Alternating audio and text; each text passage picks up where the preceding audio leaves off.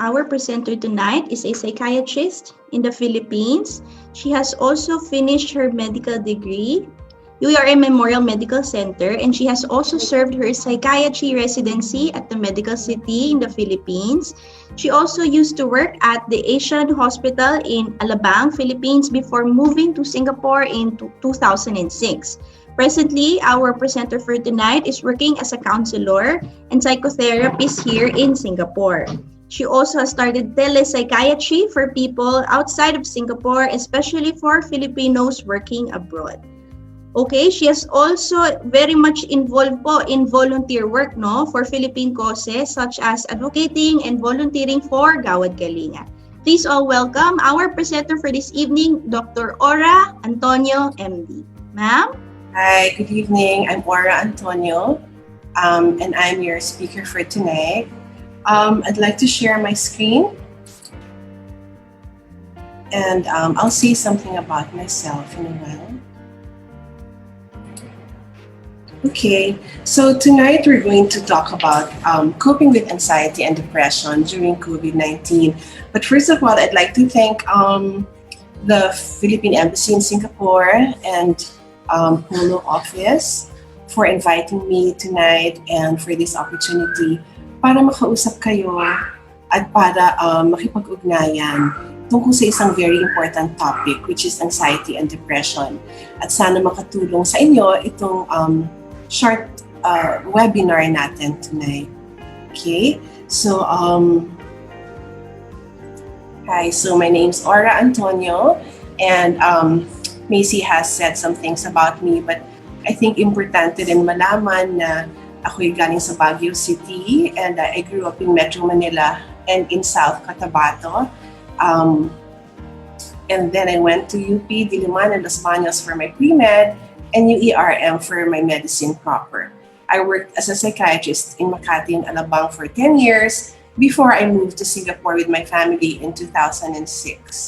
Now I'm a full-time mom, and I do a lot of volunteer work for St. Ignatius Church, for Gawad Kalinga, and of course for the Philippine Embassy. I give counseling to our OFWs, and especially our domestic helpers in Singapore. So now, because of the pandemic, I've started an online psychotherapy and counseling practice, and I work with Filipinos and expatriates all over the world. So that's one advantage of the being connected during this pandemic is nakakapag-counseling ako maski nasan man kayo. Okay, so that's a short introduction, and I'd like to go on to our next slide. Okay, so let's talk about mental health. And we hear this word a lot. Alam ko naririnig yung mental health, pero ano nga ba talaga ang mental health? So tonight, liliwanagan natin yung mga tanong nyo tungkol sa mental health. Kasi alam ko na marami sa inyo nag-iisip tungkol sa mental health, marami kayong katanungan or nararamdaman, pero hindi natin masyado napapag-usapan, di ba, ang mental health. So what is mental health really? It's a general term to that involves emotional, psychological, and social well-being in a person.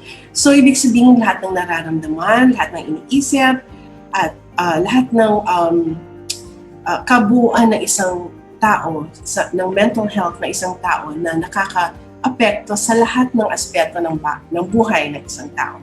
Meaning, kung paano tayo mag-isip, paano tayo nakakaramdam, at ang behavior natin, kasama na dyan yung how we handle stress, how we relate to others, and how we make choices, yung everyday choices, and also not just everyday choices, yung mga importanteng decisions sa buhay natin. This is all affected by mental health. Ganon ka-importante ang mental health. And as I said, it affects all aspects of life, sa trabaho, sa paaralan, kung estudyante ka, sa bahay, apektado yan. Apektado rin ang physical health. So, hindi lang ibig sabihin kung mental health lang, apektado lang ang utak o pag-iisip. Pero kasama dyan ang physical health ng isang tao. Kasama rin ang relationships, yung pagkipagtungo natin sa mga importante sa atin sa buhay, mga mahal natin sa buhay. affected din ng mental health, and especially our family, diba? So, you can see that overall, ang laki ng scope talaga ng mental health. Ganun siya kaimportante sa buhay ng isang tao tulad natin. Yung opposite naman, let's talk about mental illness. Ano naman yung mental illness? Alam ko na naririnig nyo to at marami kayong tanong tungkol dito. And malamang hindi rin talaga ito napapag-usapan kasi may stigma o kaya parang kinahihiya ito ng marami sa atin. Hindi tayo sanay pag-usapan to. So ngayong gabi, ito yung pag-uusapan natin, and we'll be open and we'll be honest about mental health, mental illness, and kung ano yung mga kailangan natin malaman. So mental illness just means it's a wide range of mental health condition. Ang pinaka-common is depression and anxiety. So it's just a general term para sa lahat ng mga nararamdaman at naiisip natin patungo sa ating sa ating utak, sa ating karamdaman. And kung naririnig niyo yung term na depression and anxiety, yun ang mga pinaka-common na nararamdaman ng isang tao na may mental illness. Pero hindi naman ibig sabihin may mental illness ka just because nadidepress ka or na-anxious ka or ninenervous ka. And we'll talk about that later. So all these conditions affect our mood, it affects our thinking and our behavior. So it affects how we think and how we act and how we deal with our relationships and all the situations in our life. So kabaliktaran nga rin siya ng mental health. Ibig sabihin, there's an absence of emotional, psychological, and mental well-being. Kung hindi maganda ang nararamdaman mo mentally or psychologically or emotionally, yun baka meron ng mental illness. And kasama dyan yung anxiety, depression, phobia, post-traumatic stress, panic, lahat na yan, kasama yan sa mental illness. But we will talk about that more later. Ito karaniwang natatanong natin, diba? At nagtataka tayo, bakit nga bang isang tao nagkakaroon ng mental illness, diba? What really causes mental illness? And madalas ako na itatanong, saan ba talaga nagagaling yan? Bakit may taong nagkakaroon ng mental illness, may taong hindi naman nagkakaroon? So isa ng factor dyan, yung early life experience, o kaya yung mga pinagdaanan mo, ang mga karanasan natin nung tayo bata pa. So, marami yan. Maraming maaring traumatic or maaring hindi na rin natin naaalala kung ano yung mga yon. Pero kasama na dyan yung abandonment o yung iniwan ka nung bata ka, o kaya namatayan ka ng magulang, o kaya meron ka mga masasakit na karanasan tulad ng physical abuse galing sa adults or yung mga nag-aalaga sa'yo. Yun maaaring makakontribute yung isa sa mga factors that can lead to mental illness. Isa na rin factor yung experiences related to medical conditions, meaning yung mga taong nagkakaroon ng sakit medically or physically. Siyempre, mahirap yung may ganon, di ba? Kung isang tao may sakit, lalo na yung chronic o yung mga sakit na pangmatagalan. Pag na-experience natin to, maaring it will also lead to mental illness. The other factor is the use of alcohol and other substances. So, yung paggamit ba o pag-inom ng alak, paninigarilyo or paggamit ng drugs, nakaka-affect ba yon sa ating mental health at maaring sanhi ba yon ng mental illness? Ang sagot doon ay oo. It could lead to mental illness.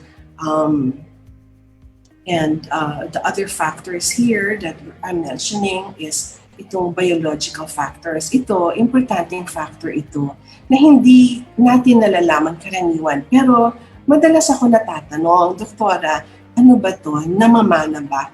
Ang sagot dyan maaring namamana ito. It could be passed on genetically from parent to child or from other family or relatives na hindi natin alam. Minsan hindi natin nakikita or nalalaman kasi marami pang unknown dyan at pinag-aaralan pa to ng mga eksperto at ng mga doktor. Pero meron ng mga kaalaman na nagtuturo na meron talagang biological factors. Meaning, it could be genetic, yung sinasabi nila na may predisposition, or kumbaga meron kang namana na gene that could cause a chemical imbalance, or kumbaga ang ating brain parang motor din yan na kailangan ng oil, kailangan ng langis, ng tubig, ganyan. So kung may pagkukulang sa mga chemicals na yon, hindi langis at tubig, but ang tawag natin sa kanila chemicals or neurotransmitters in the brain, kung nagkakaroon ng imbalance, maaari talagang it will lead to mental illness. So as you can see, not just experiences, not just use of drugs or alcohol, but there are biological factors. Kaya yung iba nagtataka, sabi nila, wala naman sa amin na may mental illness, wala kaming kilala, ganyan. Yung pala may namana. Maaring mangyari yun hindi natin nalalaman, di ba? Marami pang ano. But biological factors are surely a factor in mental illness. Tapos itong last two, yung isolation, tsaka yung overwhelming stress, we will talk about this some more mamaya kasi importante ito, lalo na ngayon sa panahon ng COVID-19. Yung isolation, ibig sabihin para kang nag-iisa or nahihiwalay sa mga taong importante sa iyo, mga kaibigan at mahal sa buhay, pamilya. Yun tawag doon yung isolation, parang nag-iisa ka. It can lead to mental illness and overwhelming stress. Yung syempre stress na stress at maraming problema sa buhay, lalo na ngayong panahon ng COVID-19, and we will talk about this some more, but for now, it's just important to know that these are the factors that can lead to mental illness. Marami sila. At lahat ito, pinag-aaralan pa hanggang ngayon. Okay, so now let's go to depression. Na-mention ko kanina that depression and anxiety are the most common mental illnesses that we have. And I'm sure naririnig niyo yung word na depression, hindi naman bago yan, di ba? Madalas maririnig natin sa kaibigan natin o sa kapamilya natin, parang nade-depress ako, o kaya depressed ako ngayon, o kaya naririnig natin, parang depressed yung kaibigan natin. We hear that word a lot, di ba? So this is not something new. Pero hindi naman lahat ng malungkot or depressed nagkakaroon ng tinatawag na clinical depression. And this is maybe something we can talk about later, kung ano ba talaga yung depression. But for now, I want to focus on the symptoms. Ito yung mga symptoms ng isang tao na nagkakaroon ng tinatawag na clinical depression. Una-una, syempre, self-explanatory, yung sad and depressed mood, parang malungkot ng isang tao. And mapapansin mo yun. At sinire-report din yun ng tao. Self-reporting yan, usually. Alam naman natin kung malungkot tayo. So that's self-explanatory. Yung irritability, ito yung hindi masyado natin naiisip na minsan ng isang tao, pag irritable, mainit ang ulo, walang pasensya sa iba o sa mga bagay na karaniwan, pero mabilis magalit, ganyan, irritability yung tawag doon. Maaring depression taong yun. So that's another symptom of depression. Ito yung lack of interest or loss of pleasure and activities that usually na-enjoy niya, pero bilang parang nawalan siya ng interest at parang hindi siya nag-enjoy, isang pagbabago yun, baka depressed yung tao yun. That's one. And then ito, weight changes or appetite disturbance. Yung weight change, very common yun, di ba? Yung parang namamayat or nananaba tayo, ganyan. Or parang yung appetite natin nagbabago, parang malakas tayo kumain o kaya parang kulang yung kinakain natin. So, ito, maaring na-experience natin to it's very common na nararamdaman na experience natin to. Pero pag kakaiba siya, kung parang masyadong malaki yung change at kapansin-pansin sa isang tao, na parang sobrang lamayat kasi hindi kumakain, walang gana. O kaya biglang nanaba siya dahil parang sobra naman yung kinakain niya. So whatever is extreme na parang hindi siya moderated, ang kanyang weight at ang appetite niya, maaring sign of depression niya. Sleep disturbance. Ito rin, katulad ng weight at ng appetite, sobra at kulang, ibig sabihin, maaring sign ng depression ng isang depressed na tao. Maaring hindi nakakatulog, kulang sa tulog. Maari din namang sobra yung tulog niya. Tulog siya ng tulog, gusto lang niyang, ayaw niya lumabas ng kwarto at gusto lang matulog buong araw. nakakabahala din yun, di ba? Parang hindi karaniwan yun. So if there's a sleep disturbance, that's also a warning sign na baka depressed yung tao yun. And related to that, nagkakaroon ng fatigue or loss of energy. Parang matamlay, ganon, matamlay, walang energy, parang hindi masyadong makapagtrabaho, ganyan, dahil kulang nga sa energy or enerhiya ang isang tao. That could also be a sign of depression. Itong feelings of worthlessness, ibig sabihin yan yung parang nararamdaman ng isang tao na parang wala siyang worth or parang mababa ang tingin niya sa sarili niya. Parang hindi ako importante sa buhay ng iba or ang mga nararamdaman ko at ang mga nangyayari sa akin hindi importante. Tapos nararamdaman ng isang depressed person yon. Parang lumalala yun. That is also another sign. And also the decreased ability to think or to focus. Parang ang isang depressed na tao, hindi masyado nakakapag-isip ng mabuti, nahirapan mag-focus sa trabaho, minsan hindi natatapos yung trabaho o hindi makapag-desisyon. Maski mga desisyon na maliit lang na bagay, hindi pa niya magawa. Yung ganun, makikita natin yun sa isang taong depressed. Ito importante at marami din nagtatanong sa akin dito. Yung tungkol sa suicide or recurrent thoughts of death. Yung tao na parang nag-iisip na mabuti pa kayang mamatay na lang ako or mawala ako sa mundo. Yung gano'n. At yung mga nag-iisip ng mga ways na para saktan ng sarili. Yung naiisip nila, may mga methods sila naiisip. Yun, very, very important at very alarming symptom of depression. And people talk about this, parang hindi natin alam kung siseryosohin natin or hindi, di ba? Pero lahat ng mga ganong usapan, sineseryoso natin kasi maaari talagang maging severe depression na pala yun at kailangan ng tulong ng tao yun.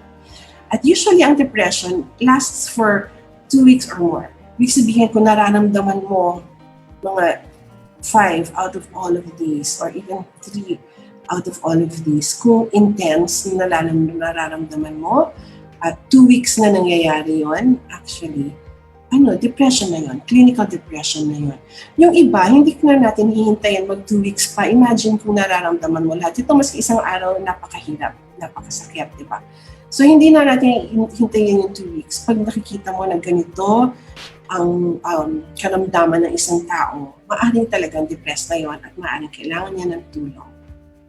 So let's go to the next, which is anxiety. So yung depression and anxiety, kasi lagi magka-partner yan at they often occur together. So yung anxiety naman, yung parang ninenervyos, yung Tagalog, yung meron kang nararamdaman, na ninenervyos ka, nag-aalala ka ng masyado, excessive. Ano ba yung excessive? Sobra na ba? Malalaman mo rin pag excessive ikaw na mismo magko-comment sa sarili mo na parang masyado akong nag-aalala ngayon, masyado akong nababalisa. At saka, ang mga taons around you will also notice na parang yung kaibigan ko masyadong ninenervyos, masyadong anxious. And that's a sure sign of anxiety. Tapos, yung worry, yung pag-aalala mo, nahirapan ka mag-control, nahirapan mong pigilin kung ano man yung nararamdaman mo. That is anxiety, a sign of anxiety. Yung restlessness, ibig sabihin nababalisa ka, hindi ka mapakali, ganyan. Again, fatigue, easily tired, tulad sa depression, parang low energy, pagod agad. Minsan maski wala pang nagagawang trabaho, umpisa pa lang ng araw, pagod na. Yan, that's another sign of anxiety. Again, irritability, just like in depression, madaling magalit, mainit ang ulo, walang pasensya, konting bagay, galit na, marami nakakaaway. Maaring anxious yung tao yun. Ito na naman, difficulty sleeping. Ang isang anxious na tao, usually hirap makatulog. Hindi masyado makatulog. Hindi kagaya ng depression. Yung sa depression, maaring tulog ng tulog siya, either sobra or kulang. Diba?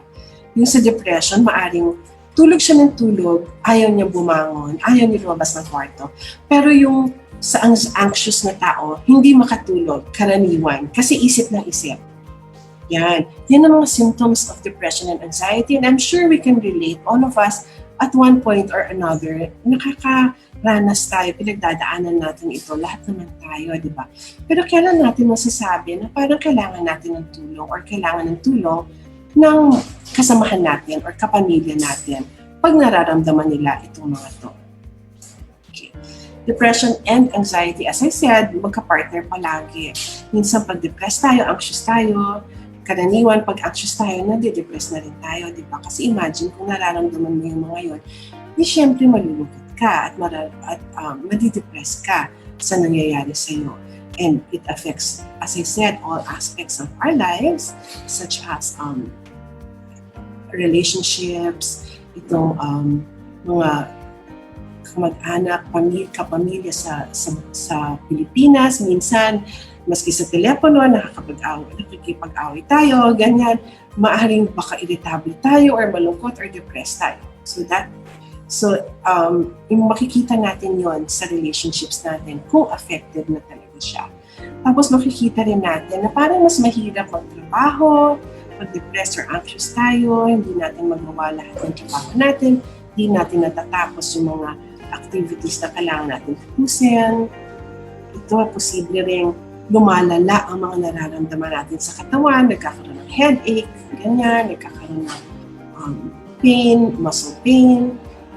Minsan hindi natin maintindihan, parang may sakit, wala naman talagang nararamdaman na sakit, yung pala depressed or anxious yung tao. Tapos ang isang taong depressed or anxious, maaari ring lumakas ang paggamit or ang pag-inom ng alcohol, ng alak, paninigarilyo, and other substances, kung meron siyang access sa mga drugs. Yun, parang lumalakas yung gamit. Tapos parang iniisip natin, nagiging addicted siya. Yung pala depressed or anxious yung tao. And also, it comes with physical symptoms also. Sweating, nausea, ito yung mga parang maaring nararamdaman ng isang tao who is depressed. Madaling pawisan, nasusuka minsan, parang upset yung stomach niya, ganyan. Na hindi naman, minsan diarrhea, minsan constipation. So parang nagkakaiba or nagbabago yung bowel movement. Maaring symptom na pala yun ng depression. Tapos yung tremors, parang nagkakaroon ng panginginig ng kamay, ganyan, tremors, and palpitations. Yung palpitations naman, yung parang meron nararamdaman na bumibilis yung tibok ng puso na parang inaatake. Minsan ganun yung feeling ng isang depressed and anxious, lalo na pag anxious yung tao. Magko-complain sila na parang inaatake ako, ganyan, or parang ina-high blood ako. Hindi naman talaga yung high blood or atake, but actually, maaaring depression yun. And anxiety. And of course, muscle aches. Marami ako naririnig na parang, masakit yung balikat, masakit yung likod, ganyan. Nagkakaroon ng all kinds of muscle aches and pains. Yung pala, may depression and anxiety na. So it can actually manifest as physical symptoms. So now we come to depression and anxiety in the time of the pandemic, in the time of COVID-19. So ito, hindi surprising, pero nakakalungkot na ito nga yung findings ng mga studies sa abroad na tumaas talaga yung prevalence ng depression symptoms. Maski hindi pa siya full-blown depression, pero hindi nakakapagtaka, di ba? I think lahat naman tayo during the pandemic nakaranas ng one form of depressive symptom or another. I think there's no exception. Pero it's a reality that we're facing now. And maybe yung yung comfort dun sa thought na yun is hindi ka nag-iisa, lahat tayo nakakaramdam nito right now. Ito yung importante, how to understand yourself, especially as an OFW. Kasi tayo mga OFW, wala tayo sa ating surroundings, sa familiar na lugar natin, wala tayo sa piling ng mga minamahal natin sa buhay. As an OFW, ang hirap, di ba? So we have to learn to understand our mental health and how we respond to COVID. Ngayon sa panahon ng pandemya. Kasi even before bago pa magkaroon ng COVID-19, mahirap na maging isang OFW, di ba? Mahirap maging malayo sa pamilya, sa mga minamahal, pero lalo na ngayon. So, ito nang nangyayari sa atin. As an OFW, maaring mas matindi ang response natin sa COVID-19. Bakit nga ba nangyayari yun? Siyempre, understandably, malayo tayo sa pamilya, sa mga mahal natin, namimiss natin sila at hindi natin sila makapiling, di ba? So, nakakalungkot. Tapos, itong job insecurity, maraming OFW na napauwi, di ba? So, kung napauwi ka man or nasa ibang bansa ka pa rin, tapos hindi ka sure, hindi ka sigurado kung hanggang kailan yung trabaho mo, di ba? Nakaka-anxious, nakaka-depress at insecure. Yung mga ganong iniisip at mga worries natin. Kaya lumalala yung mga nararamdaman natin ngayong may COVID-19. Yung mga iba na nakauwi sa atin, naiisip naman sila, kailan kaya kami makakabalik sa abroad para makapagtrabaho ulit at para ipon ulit at makapagpadala ng pera sa pamilya. Lalo na ngayon, daming nangangailangan.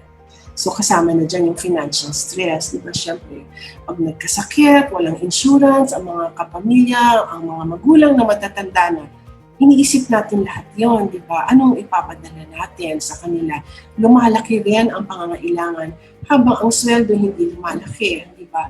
So kasama na rin yan sa response ng isang OFW. Kaya nagiging matindi ang nararamdaman.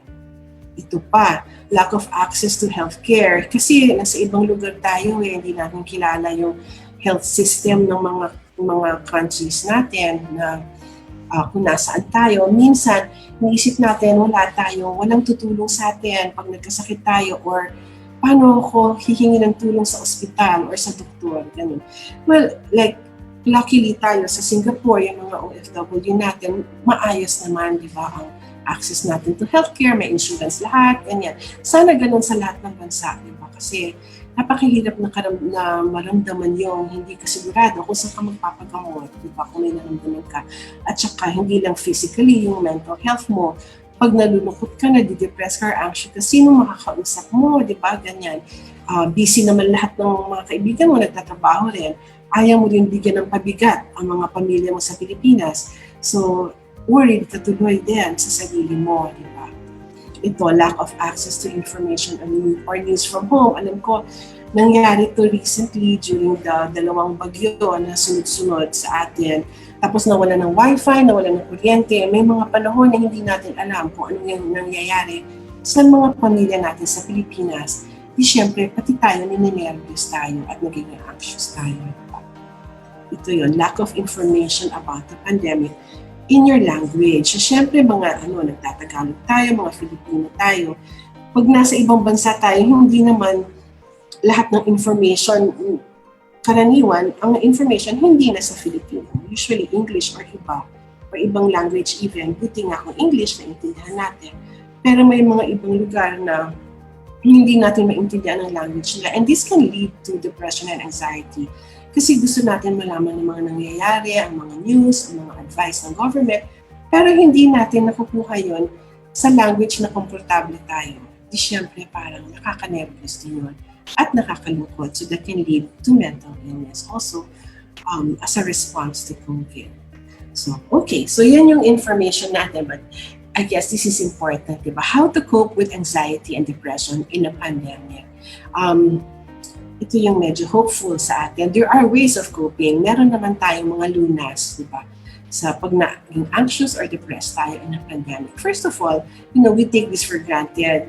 Marami sa atin, hindi natin iniisip na alagaan ang sarili natin. But kung isipin natin, this should be common sense. Pero totoo yun, nakakalimutan natin to lalo na pag busy sa trabaho, di ba? Busy kayo sa trabaho, ang daming iniisip, nakakalimutan natin na kumain ng mabuti, mag-exercise, matulog ng maayos, at minsan napapasigarilyo, napapaalak, or iba nga nagda-drugs pa. Pero sana hindi mangyari yun.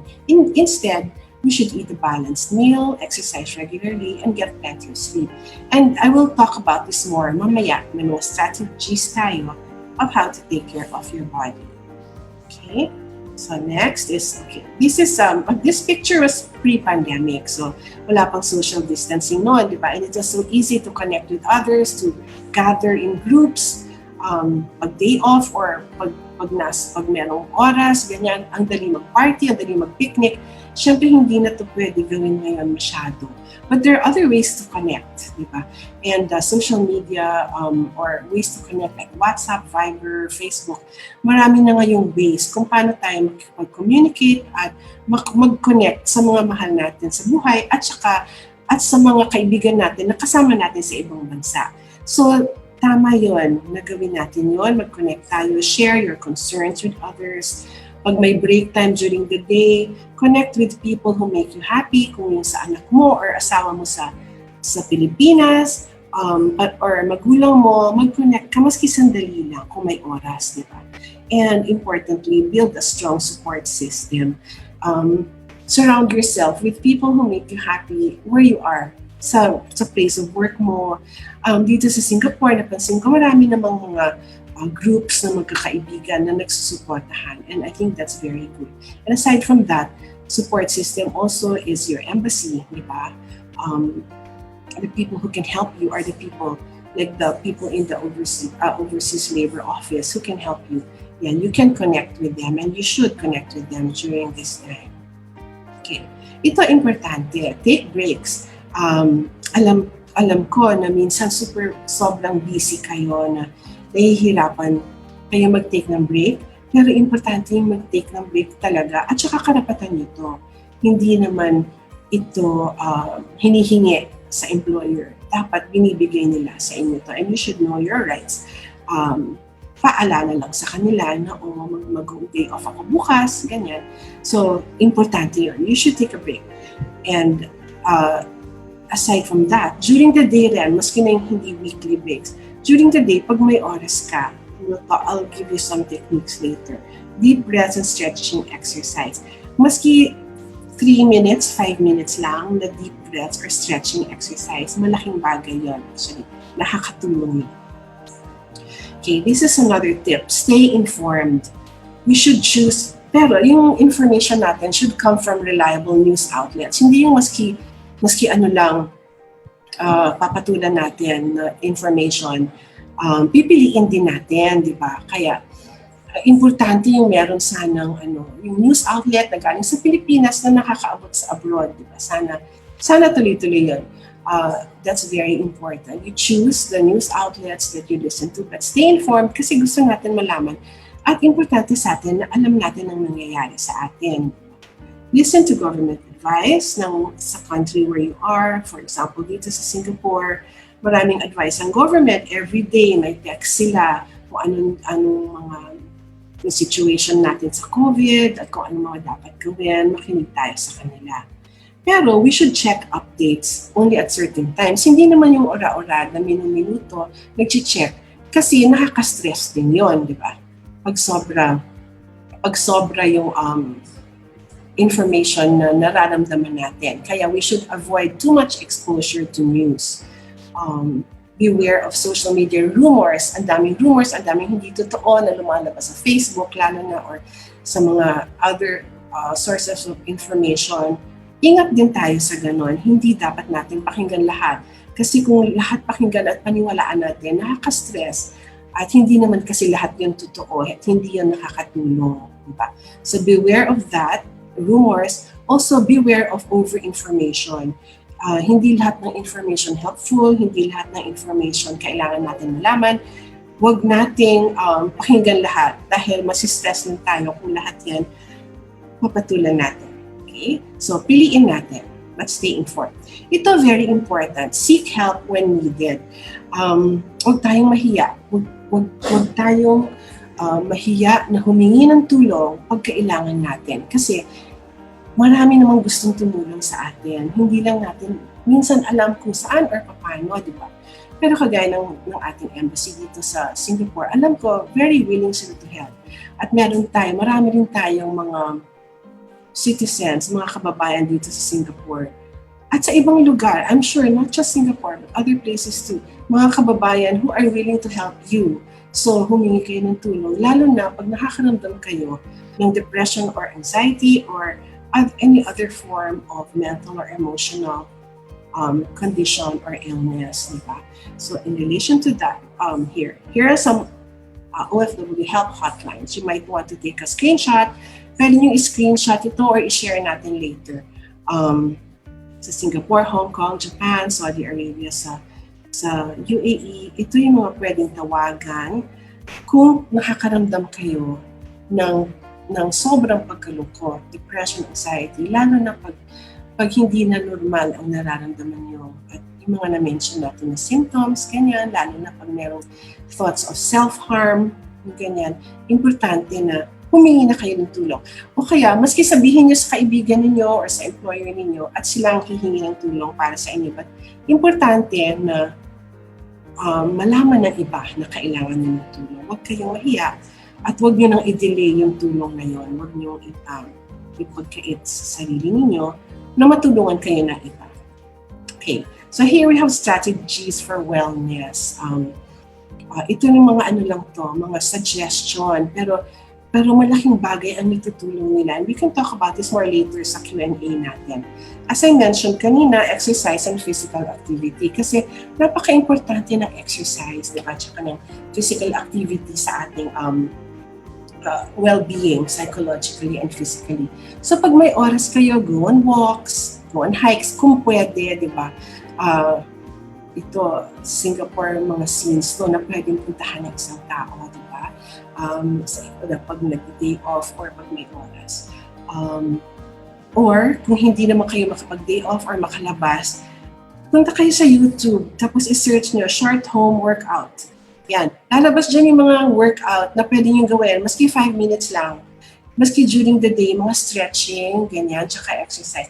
Maski 5 to 7 minutes, okay na yun, makakatulong yun sa inyo. So gawin nyo yan. Search for those, okay? And then, isa pang tip natin or suggestion natin yung meditation. Itong meditation, parang kailangan natin guided ito. Oo. I-guide natin ang sarili natin using itong mga app na ito. Itong mga app na to, Calm, Balance, saka Simple Habit. Lahat ito, libre to online. Hindi mo kailangan magbayad. May mga version siya na kailangan bayaran, pero hindi mo kailangan yan eh. All you have to do is try to search for the free apps and then i-guide kayo sa meditation. And you can do meditation any time of the day. Hindi naman siya yung parang malaking bagay na kailangan big operation na kailangan gawin mo pag mag-isa ka lang at maganda yung lugar mo. Hindi. You can do it in your room when you wake up or before you sleep or in between pag nagtatrabaho. Pwede gawin to. And itong nakasulat nga dito yung, but I don't know if we have time to try it later, but anyway, importante yung malaman ninyo, you can take a screenshot of this. These are the free apps that you can use for meditation, and we'll talk about that somewhere later. The other tip or suggestion we have is journaling, di ba? Ngayon kasi bihira na ang taong bihira na ang mga taong nagda-diary, di ba? Diary yung tawag natin dyan noon. Ngayon, journaling ang kanilang tawag. Pero napaka-helpful nito. Kasi isusulat mo kung maski wala kang kausap. Pero kung isusulat mo sa diary mo, sa journal mo, yung nararamdaman mo, ano ba yung mga nararamdaman ko, bakit ko kaya nararamdaman ito?